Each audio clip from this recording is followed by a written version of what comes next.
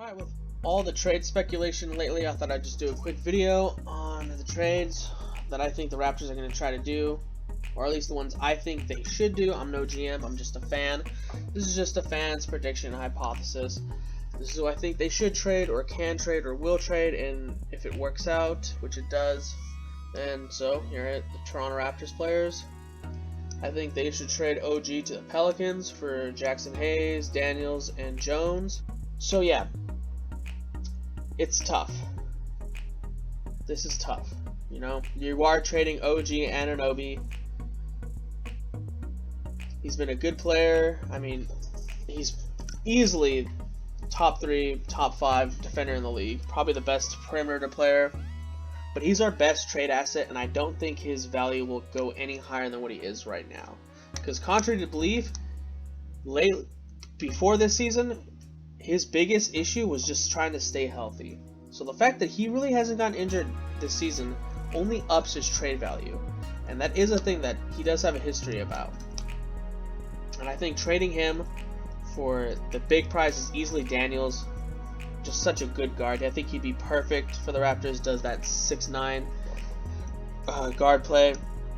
Jones, he's basically like OG on defense, except Jones has had a terrible season offensively. Apparently he's regressed. And then for the Pelicans, I mean, Jaxson Hayes, he just is honestly a throw-in for just the money, just to make the salary match. I don't think the Raptors keep him. I think they have to keep him for the season, but I definitely don't see him being part of the team. They already have Koloko. He doesn't have the off-the-field issues like Hayes does. Hayes has already been in this league for a couple years, and he really hasn't proven anything. But, you know, maybe he works out, maybe he doesn't. But, yeah, it'd be tough trading OG Anunoby, but I think he's the biggest trade chip the Raptors have. I think if there is a partner, I think it's probably the Pelicans. The Pelicans would then have an absolutely just ridiculously stacked lineup with CJ there, OG there, Zion there, Jonas there, Trey Murphy. That's like really crazy. I think they could definitely make some noise way sooner than a lot of people predicted. And then also, I would honestly, if I'm the Raptors, I would still ask for the Pelicans' upcoming pick swap with the Lakers in this year's draft. I think that's a done deal. Obviously, if you're a Pelicans fan, you're probably thinking, oh, that's way too much if you include the pick. You probably think it's already too much already. That's every fan's perspective. Every fan's a GM. Every fan wants their team to absolutely obliterate the trade, win the trade. OG, you're getting OG Anunoby. He is an amazing player. He will fit your team seamlessly. He's much better than Herb Jones right now, and going to the future, dude's only like 25. Herb Jones is literally just 1 year younger than OG. I think some people forget about that, but he's literally only 1 year younger, and OG's a far ahead player than him offensively and still defensively. Daniels is the biggest piece. Honestly, I don't even think Pelicans like Jaxson Hayes. Like, seriously, don't give me any grief about Jaxson Hayes. But anyways, that's the trade. I think that would be amazing for the Raptors, and I think that'd be great for the Pelicans. On to the second one.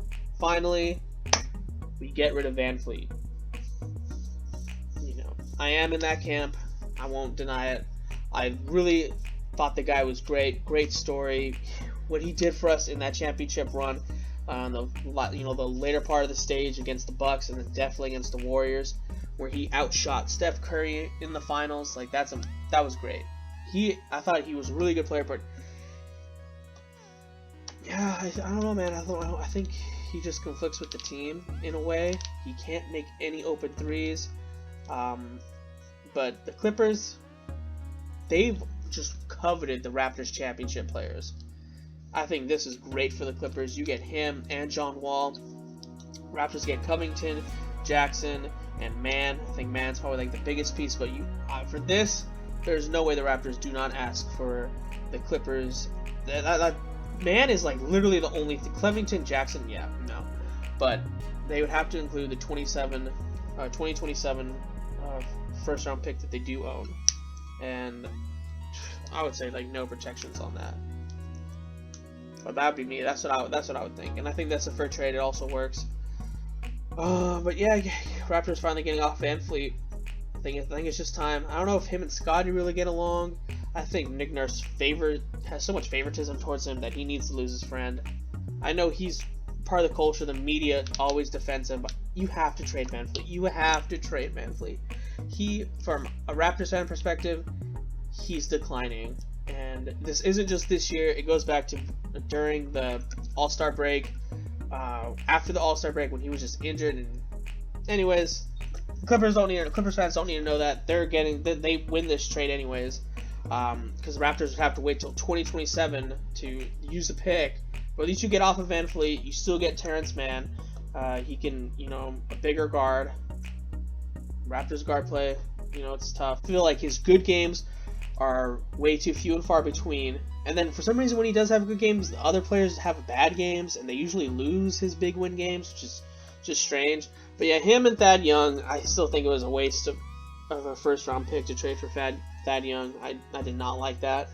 I thought that was easily a waste. That's why I don't want the Raptors to go after Jakob Poeltl. Please, no, do not go after Jakob Poeltl. Stop trading your first-round picks to the Spurs. They've already had 2 of our picks plus Jakob Poeltl, so no more trading with the Spurs. And then for the Raptors, you get Covington, you get Jackson, you get Mann. Mann's obviously the biggest thing in this trade for the return to the Raptors. But the Raptors would have to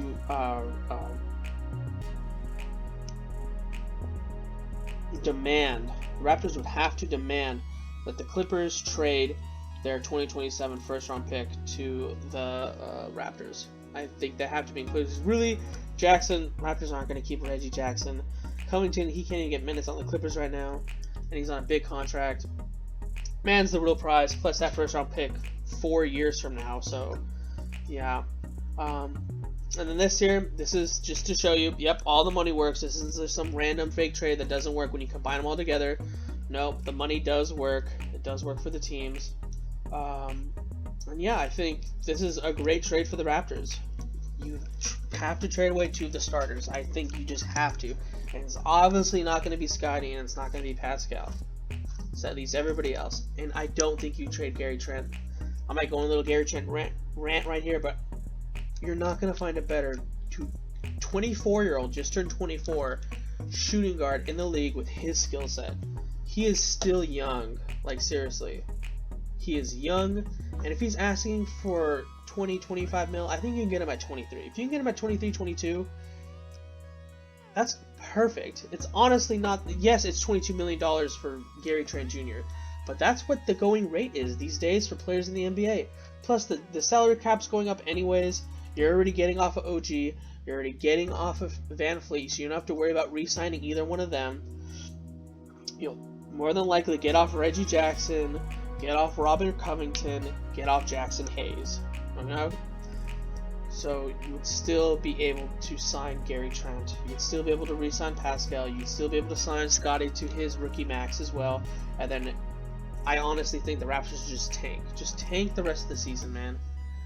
Get another top 5, top 7 pick. And in case you guys don't know this, if for some reason the 7th pick always lands in the lottery, I was so happy when the Raptors ended up with their 7th pick in the Tampa tank, because I was like, oh yes, that's the pick that for some reason the lottery balls just favors. You get moved up in the lottery. So if they get the 7th pick in, that's great. If not, I think the lowest they could probably go with the remainder of this season with a trade like this, it's probably like 5th, maybe 5th, maybe 3rd. I really don't see them being the 3rd worst team in the NBA, but I could definitely see them being the 5th, and those are still pretty good odds. And maybe the lottery gods favor the Raptors again, and you get to they move up in the top 4. That'd be great in this great draft. And then just to show you, this is the pick swap I'm talking about for the Pelicans. That would be their secondary pick. I don't think the Lakers are going to be as bad as the Raptors this year, which is crazy. I lost like $1,000 on that bet. But this pick, the Lakers aren't going to be good this year either. So that pick could also be in the lottery. It's unprotected. So that's amazing. And then you could also get the Clippers 2027 pick. Do not get the 2028. That's terrible. That's 5 years from now. No. That kid is like 13, 14 years old. That's just weird. So no. So that would be what I would do if I'm the Raptors. OG's hot right now, man. His value's hot. It sucks to see him go. Every team could use an OG Anunoby, man. Every team could use an OG Anunoby. yeah, and then, you know, Clippers, you would honestly just be replacing Terance Mann with Van Fleet and John Wall. That's really good. You'd still have all the top players. You just wouldn't have Robert Covington and Reggie Jackson. That's really it. And look at them, they're third rotation guys. I think for the Clippers, that's just a win. Getting rid of that super late 2027 first round pick is really that, and Terance Mann, that's the only good things to come out of it. For the Pelicans, geez, their lineup would be insane with McCollum, Ingram, OG, Zion, and Jonas Valanciunas. You still got Jose, you still got Trey Murphy, you got Najee Marshall, you got Larry Nance, you still have Devontae Graham, Willie Hernangomez. They would still be perfectly fine. I would think New Orleans might be top 2, top 3 best team in the West. Them, the Grizz. I think those two teams are really, really good in the West and young. Definitely see them going off. I think that's a really good deal. You get OG Anunoby, and you're really not losing that much. I think DYSON Daniels is the hardest, along with that pick. But hey, the Raptors need a point guard, and I think that would be getting him back plus the pick is the real big winners. Herbert Jones is probably always going to be like a rotation guy. You would want him to be 3-and-D, but he can't really shoot the ball. But he's great on defense, kind of like OG. So at least he replaces the Raptors defense liability like that. And I think you now have a great bench. But yeah, that would be the overall thing. You know, training for OG for the Pelicans, or DYSON Daniels, Herbert Jones, Jaxson Hayes, plus the Lakers' unprotected pick in this year's upcoming draft class, 2023. Then trade Fred and Thad Young to the Clippers for Mann, Covington, and Reggie Jackson, plus their 2027 first-round pick, obviously unprotected. And then you'd have the lineup for the Raptors with DYSON Daniels or Terance Mann at the point guard. Obviously, Malachi, Flynn. I would want to trade him in one of these trades. Obviously, him and Khem Birch and maybe Boucher, since you're bringing in like a whole bunch of other players. But a lot of the money barely worked with a lot of these trades right here. Like, barely worked. So, but yeah, then you still have. Like I said, I'm still re-signing Gary Trent. Just re-sign him. Like, seriously, look at the team you might have. Obviously, minus Reggie Jackson because he'd be gone after this year. Yeah, but then you have Barnes and Herbert Jones backing up. Another great defender coming off the bench. You still have Pascal. You still have Chris Boucher. You have Robert Covington for like 2 years. He'd just be like the Juancho Hernangomez role right now. And then yeah, you have Precious. I know that's really big. Precious is chaotic on the court. He makes some of the most not very smart decisions for an NBA basketball player to make on a professional court. But other times you see his amazing athletic ability, his great defense. If his 3 really comes along, that'd be great. I think Koloko is a good player. I think the Raptors are just putting him in bad spots. I mean, he's a second-round pick, being the starter most games earlier in the season. That's really rough. But I think he'll turn into a good player. Who knows about Jaxson Hayes? And then you obviously have Khem Birch. See, for me, in order to make it work, the Raptors would, with this trade, have 16 players, so you would have to either cut or trade Dalano or Khem. I'm saying try to trade them, please, for maybe a second-round pick. If not, you have to get off their salaries in order to have a 15-man roster. At least one of them you do. And Dalano would be the easiest to cut because he doesn't make a lot of money. Khem, maybe you could trade both of them for just one player back and a second-round pick, or just a second-round pick, just get off their salaries. Who knows? Someone may take a chance at one of them. Hopefully both. But yeah, that'd be my trade. That's what I would do if I'm the Toronto Raptors front office. But obviously, if you're a Pelicans fan, you probably hate this trade. If you're a Clippers fan, you don't really know how to feel about it. You're probably just like, eh. But hey, I think that's fair. The Raptors are getting rid of their probably second and third best player. You know, definitely one of the future core. I wanted it to be OG, Pascal, and Barnes, but for some reason it just doesn't work. They just don't have enough shooting. They need more shooting, honestly. But yeah, if you don't like it, you don't like it. This is obviously super hypothetical. Guarantee it won't even come to pass, but this is what I would do. I think it's a good trade. Anyways, write your opinion down below.